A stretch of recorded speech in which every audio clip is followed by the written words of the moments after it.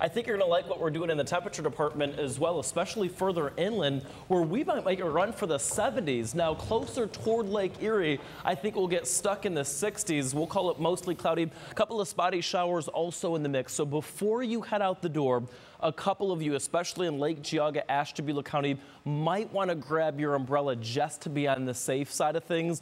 Temperature-wise, though, as expected, lakeside, we're cooler in the 40s. Meanwhile, further inland, we're literally about 10 degrees warmer from Elyria down towards Akron-Canton at 54 degrees. So if you're taking that flight from Akron-Canton Regional Airport and heading down to Florida, like everyone and their little brothers seem to be doing since it's around spring break, should be a good flight out. Notice that fog, not a huge issue. A couple little pockets of fog in parts of our primary snowbelt, so eastern Cuyahoga, Lake Geauga, Ashtabula County, you may run into a light touch of fog. Otherwise, notice those winds. This tells a weather story as well. Northeast off the water between 10 to 15 miles per hour. Meanwhile, further south, it's a southerly breeze that we're seeing. Right here, by the way, is where a stationary boundary is. South of that stationary boundary, the air is much, much warmer. And by tomorrow, that stationary boundary is going to lift north, and as it does so, it'll draw in more heat.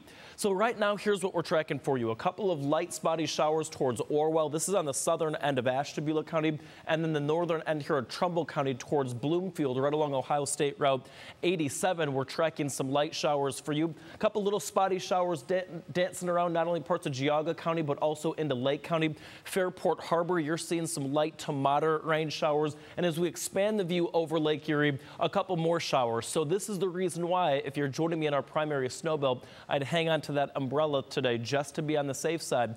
Lingering stationary boundary is going to be the focus mechanism for a few of those showers and the cloud cover. As we mentioned, that lifts by tomorrow, drawing in more heat. So tomorrow is much warmer.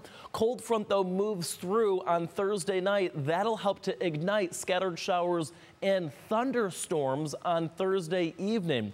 Timeline on things look like this. We're relatively dry through the 5 o'clock hour. Notice we're significantly cooler with the northeast breeze lakeside. Further inland, we're in the 60s and 70s. And then by tomorrow morning, it looks great. But tomorrow during the late afternoon and evening, that cold front rolls on through, and that's going to be what sparks and ignites a couple of those scattered showers and thunderstorms.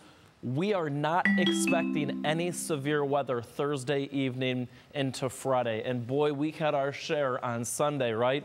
So again, April showers and thunderstorms expected Thursday night into Friday. Let's talk about this upcoming weekend. Again, Saturday, we'll hang on to rain and storm chances as well. But by Sunday, just in time for the holiday, we're looking for temperatures back in the mid-60s.